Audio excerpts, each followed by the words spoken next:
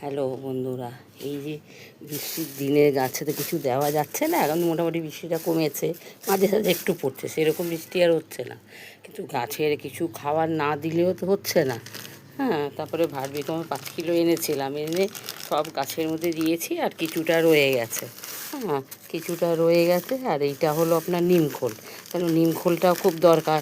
একটু গাছে দিয়ে দিলে পোকামাকড়ের হওয়ার তো একটুখানি অসুবিধাটা কম থাকে। এইগুলো সব খাবারগুলো দিচ্ছি এক এক করে। সব এই যে খাবারগুলো দেখেন, এইসব খাবারগুলো সব করে রাখবো, বানিয়ে রাখবো, কিন্তু এখন মিশিয়ে রাখি। সঙ্গে সঙ্গে তো এখন আর দেবো না, কাল যখন রোদটা উঠবে সকালবেলাই দিয়ে দেবো। সকালবেলা দিয়ে আর জল দেবো না, বিকালবেলা একটু জল দিয়ে দেবো। তারপরে এই যে পটাশটা আছে, পটাশটা এই যে বেশি করে পটাশ নিমখোল পুরোটাই দিয়ে দেবো। এখন কিছুটা দিলাম।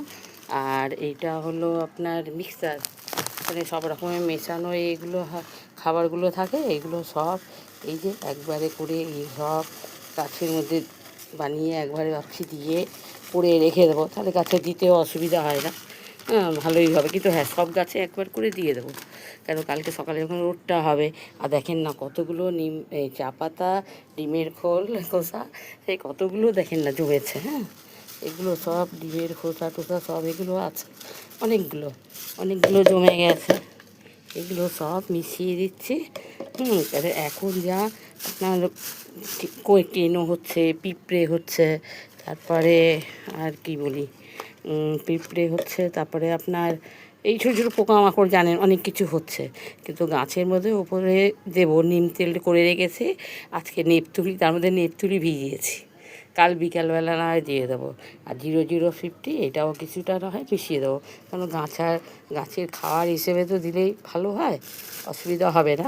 হ্যাঁ, এমনভাবে দেবো, দিয়ে একটু মাটি দিয়ে চেপে দেবো।